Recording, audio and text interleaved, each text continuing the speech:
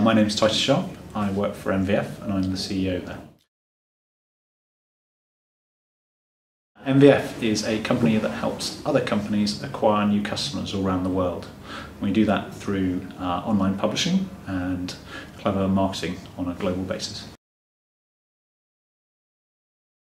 Yes, so every business, the last two businesses I sold, and so that's given me capital, my own capital, to basically start another business. So that's sort of, self-fulfilling. You don't need venture capital because you've got your own money behind you.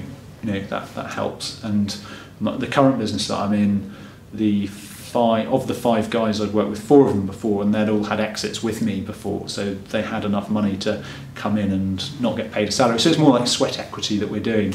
We're not doing it for, we're not doing it for vast salaries. We're doing it for reduced salaries, and we've got money behind us as well, so we can kind of afford to live frugally in that period until the company's built.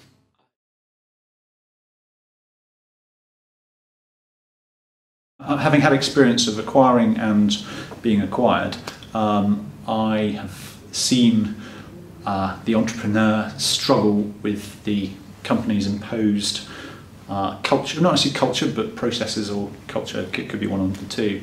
And I think you've got to be very, very careful around the key entrepreneur, because generally if they leave, the team weakens significantly, and very often the team might start leaving as well. So you've really got to focus on that person and that ego, and try and work out what makes them tick, and give them freedom to actually run their business how they want to run it, and don't impose too much restrictions. But I think it's also important as to, when you're doing acquisition, as to whether you want to, if you're doing it for, if you're taking a market leader, you've got to leave that culture intact. If you're using it more as a tuck-in, where you're just acquiring a smaller player in the market, I think there's less urgency, it's less critical around that. That's an interesting question. I think what I love to see is talent come through and thrive. I think that, seeing grads grow and become the new, my previous company, I hired loads and loads of grads, and they ended up running it. And when the company got bought, I did a year with the company, with the acquirers,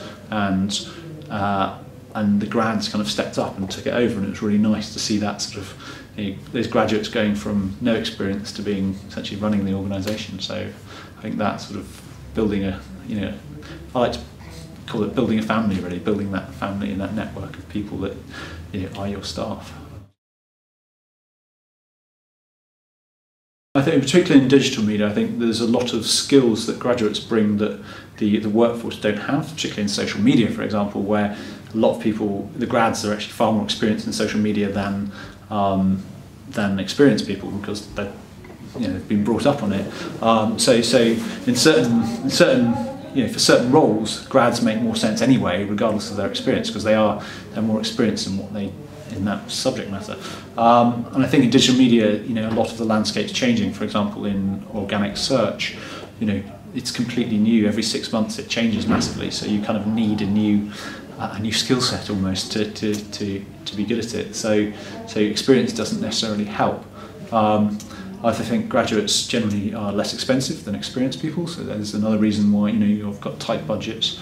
And I also think you're starting a culture, and I think there's a lot of energy that graduates can bring to a company. So there's a whole host of reasons why to consider having you definitely need experience as well, but having a whole host of grads in organisations is important. For MVF, I see significant growth. I see we've done a few acquisitions. I see some more acquisitions, and we'll see how trading goes, and make plans around that. And for myself, I can see myself being in startups for a long time. I don't know. That's the life I love, and that's what I'll keep doing.